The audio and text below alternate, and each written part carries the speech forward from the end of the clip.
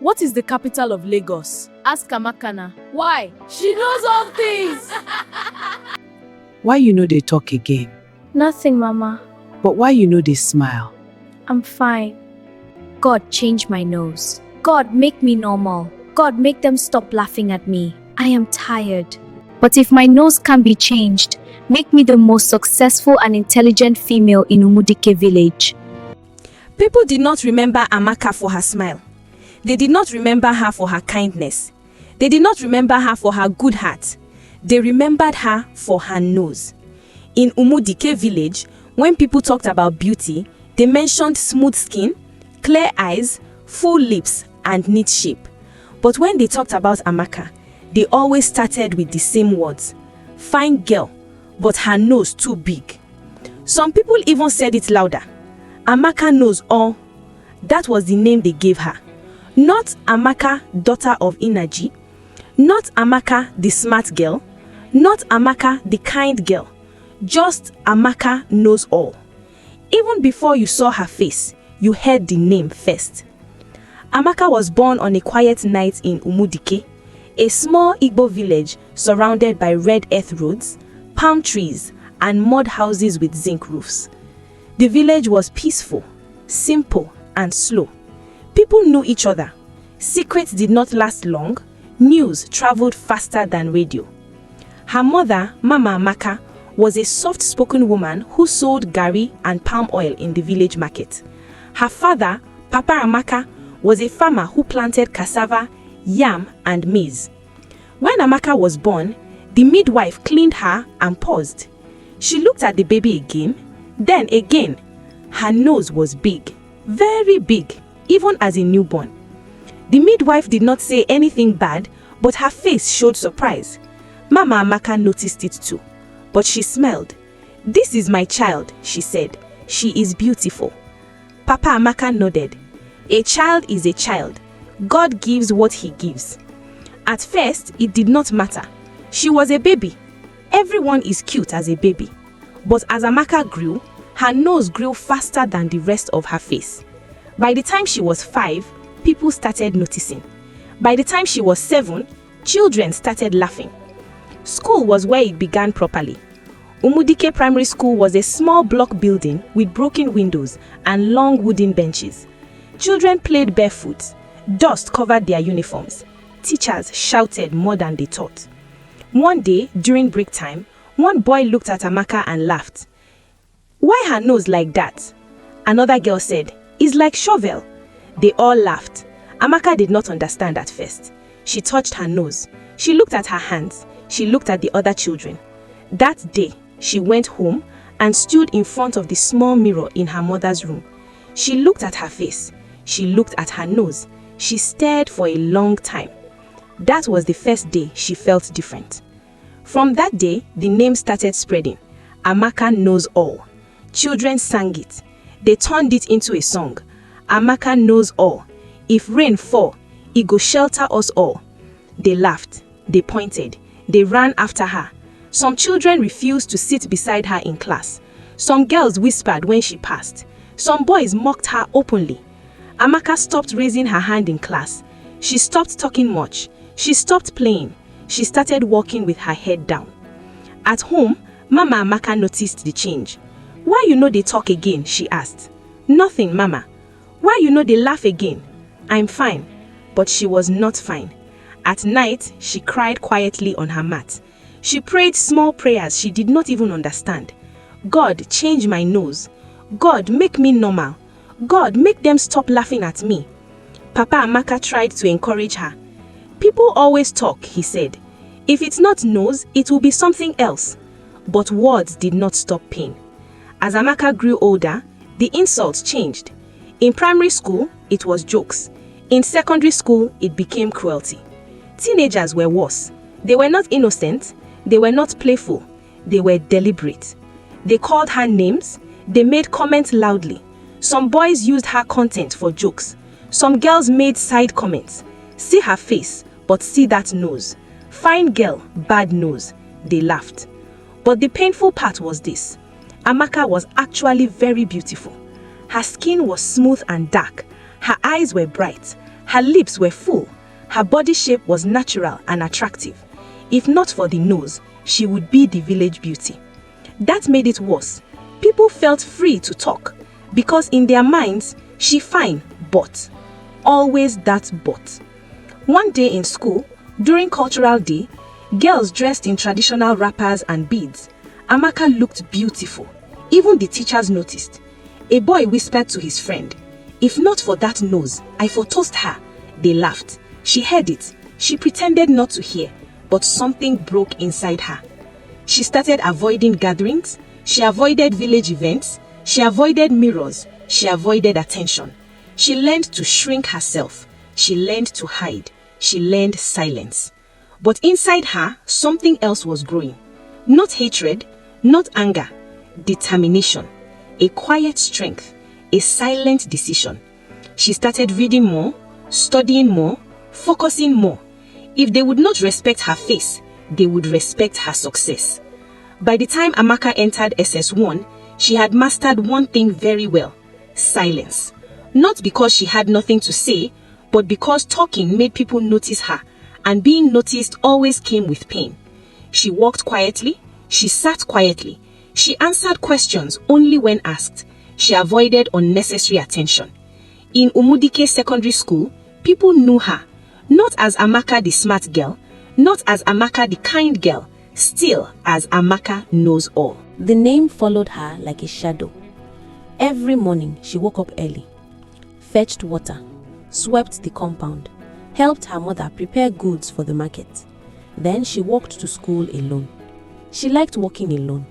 No laughter behind her, no whispers, no pointing fingers, just her footsteps on the red earth road. At school, she sat in front, not because she wanted to answer questions, but because nobody liked sitting near her. Sometimes she heard whispers behind her. Why her nose big like that? Her papa nose normal, her mama own normal. Where she carry am from? They laughed quietly. She pretended not to hear. But pretending does not stop pain. It only hides it. There was a girl in her class called Ifunanya. Ifunanya was popular, pretty, confident, always surrounded by friends. One day, Ifunanya sat beside Amaka. Amaka was shocked. "Can I sit here?" Ifunanya asked. Amaka nodded. They talked small. That day, Amaka felt normal, human, seen. But the next day, other girls mocked Ifunanya. "You go sit with Amaka knows all? You no fear say her nose go rub for you?" They laughed. The next day, Ifunanya did not sit there again. She smiled at Amaka from afar, but she never came close again. Amaka understood, and she did not blame her. She learnt a hard truth early in life. Some people like you, but they fear public opinion more. At home, Papa Amaka struggled financially. Farm produce was not selling well. Money was tight. School fees was a problem. Books were a problem. Uniform was a problem. But Amaka never complained. She studied harder. She borrowed books. She read at night with kerosene lamp. Her dreams became bigger than her village. In SS2, she won a small scholarship from a local NGO for brilliant students. It was not big money, but it helped. Teachers started noticing her more. The principal called her during assembly one day. "Amaka Naji," he said, "you are one of the best students in this school." People clapped. For a moment, she felt proud. Then she heard a voice behind her. "See her nose, they shine for podium." They laughed. That moment died. Still, she did not stop. She kept going. At 17, she got admission into a polytechnic in the city. It was far from Omudike, far from the whispers, far from the name, far from the mockery. The day her admission letter came, Mama Amaka cried. Papa Amaka sat quietly and nodded. "You will go," he said, "even if I sell land." The day she left the village, nobody did big send-off. No celebration, no crowd.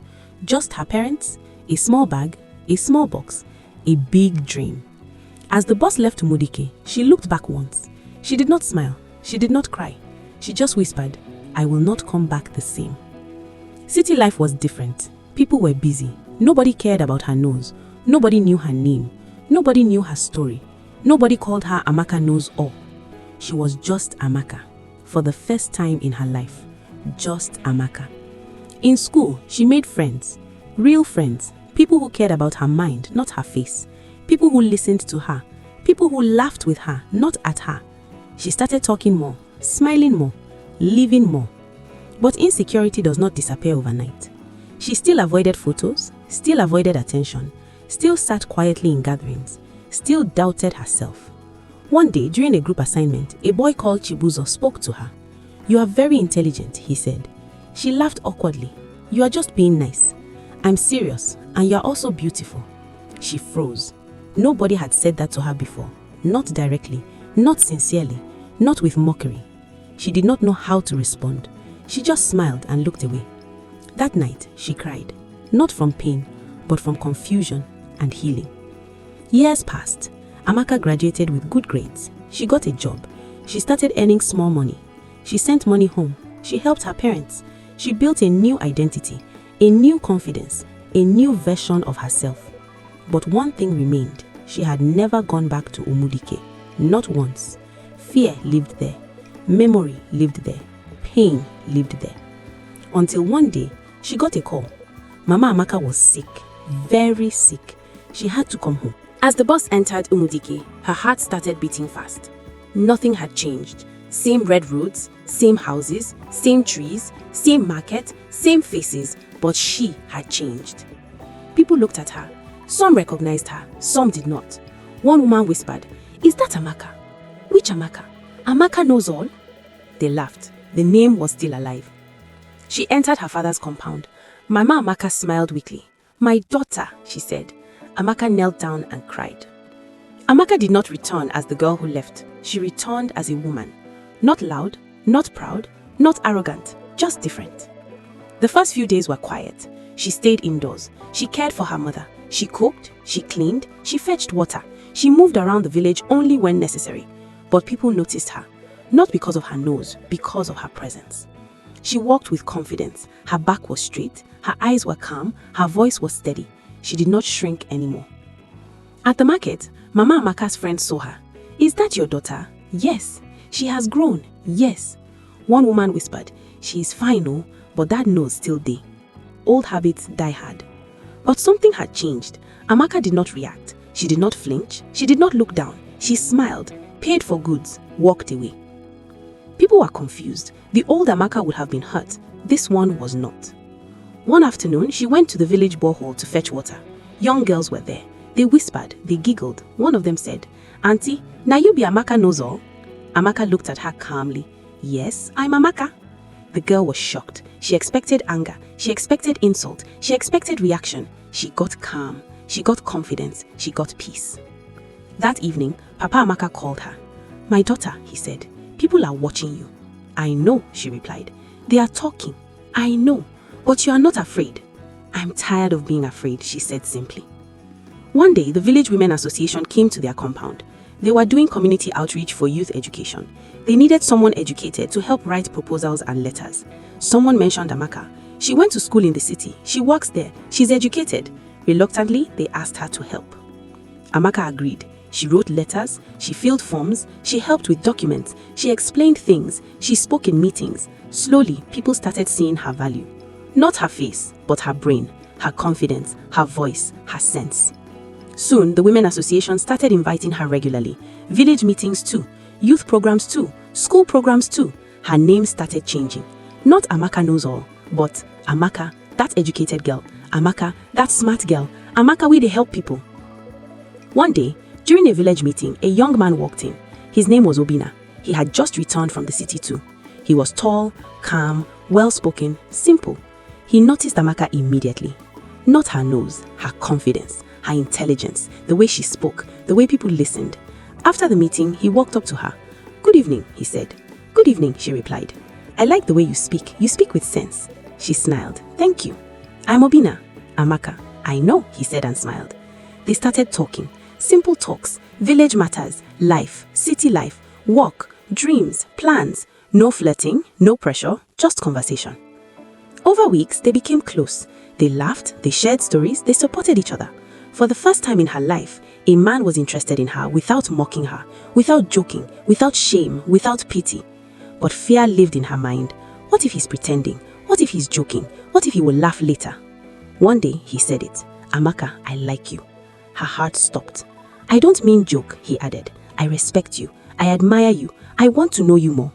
She was silent. Then she said, "You know people call me Amaka knows all." "I know," he replied. She waited.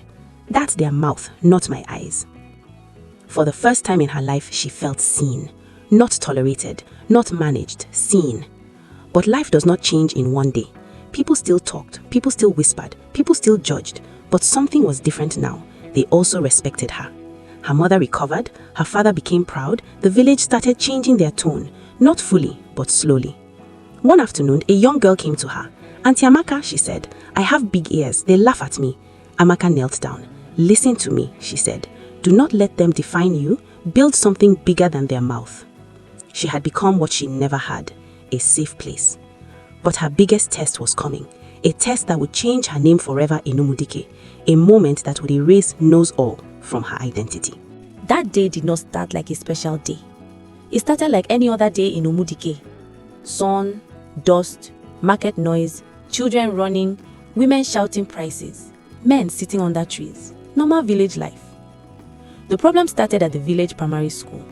The old school building had a weak roof. It had cracks, it had broken wood, it had old zinc sheets. People had complained for years. Nothing was done. That afternoon, heavy rain started suddenly. Not small rain, strong rain, wind, thunder. Children were still in school. Teachers were still inside. Parents were in farms. Market women were in the market. Then it happened.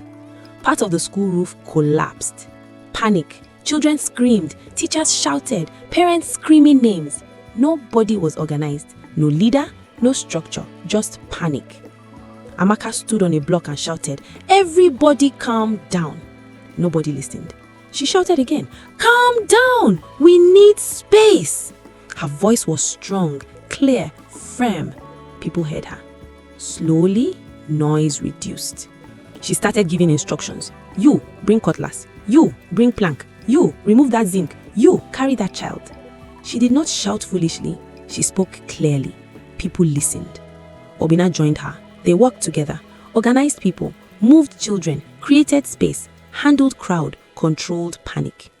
Within a short time, all children were out. No deaths, no serious injuries, only fear. People were shocked, not because of the rescue, but because of who led it. Amaka. The same girl, the same Amaka knows all. The village head came, the elders came. They looked at her. Not her nose, her courage, her leadership, her sense. That evening, there was an emergency village meeting. Everyone gathered. The village head spoke. Today, if not for quick action, something worse would have happened. He paused. Amaka Naji organized people. She led people. She saved lives. People murmured. Some nodded. Some clapped. Some looked ashamed. One old man stood up. "I have known this girl since she was small," he said. "We laughed at her. We mocked her. We called her names. But today, she showed us shame." Silence. Another woman stood up. "She helped my child," she said. "She carried him herself." Tears. Then something happened. Something symbolic. The village head said, "From today, nobody will call her that name again. Her name is Amaka Naji. Nothing else." No argument, no protest, no laughter, just silence, acceptance. From that day, the name died. Not by force, not by fight, not by shouting, by respect. Things changed. People greeted her properly. Children respected her. Youth listened to her. Women consulted her. Elders invited her. And Obina, he stood beside her through everything. Proud, supportive, respectful. One evening he said, "You know I want to marry you, right?" She smiled. "You're serious?" He said, "I've always been serious." On the other hand, success was also growing. The NGO she worked with heard about the incident. They promoted her. They made her a community project coordinator. She started handling bigger projects, education projects, women empowerment projects, youth training, village development. Money improved, status improved, influence improved, life improved. She built a new house for her parents. Not big, but solid, respectable, strong. One day, Mama Amaka said, "God did not change your nose. He changed your life." Amaka smiled. Success did not change Amaka. It only revealed who she already was. She was still simple, still calm, still kind, still quiet, still respectful, but now she was also respected. Her work grew, projects grew, her influence grew. She traveled more, she spoke in meetings, she handled community programs, she became known beyond Umudike. Not for her face, not for her nose, but for her impact. One afternoon, Obina came to her father's house with his family. Traditional marriage introduction.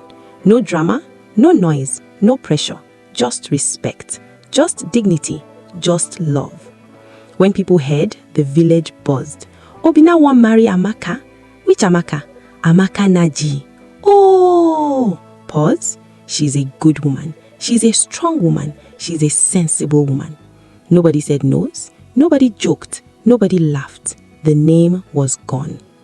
The traditional marriage was simple, beautiful, dignified, full of respect. Amaka looked stunning, not because of makeup, not because of clothes, because of confidence, peace, self-worth. Women admired her. Young girls looked up to her. Mothers pointed at her. That is a good example. Later, the white wedding came. Simple, clean, elegant, no excess, no noise, just joy. Papa Amaka cried that day. Not because of sadness, because of pride. Mama Amaka held her daughter and said, "You survived." Amaka moved to the city with Obina. They built a home. They built a life. They built peace. They built love. But she never forgot Umudike. She invested there. She helped schools. She supported young girls. She sponsored education. She created scholarships. She mentored children. One day, a girl with a big nose came to her program. The girl was shy, quiet, ashamed. Amaka knelt and held her face. "You are not ugly. You are not broken. You are not a mistake. You are just different, and different is not bad." Years later, people told her story in Umudike, but differently. Not as mockery, but as testimony, as inspiration, as lesson. They no longer said Amaka knows all. They said Amaka Naji, the woman that rose, the girl that endured, the one that turned pain into power. And this is the truth. Her nose never changed. Surgery did not change it. Time did not change it. Makeup did not change it. Success did not change it. But life changed around it. Because the problem was never her nose. The problem was people's mouths, people's minds, people's thinking. What do we learn from Amaka's story? People will always talk. Build something louder than their voice. Mockery does not define destiny. Confidence is stronger than beauty standards. Your value is not in your appearance. Success changes how the world treats you. Respect is earned, not begged. Healing is possible. Growth is possible. Love is possible. If this story touched you, share it with someone who feels different, someone who feels unseen, someone who feels mocked, someone who feels broken. Because sometimes one story can heal a silent wound.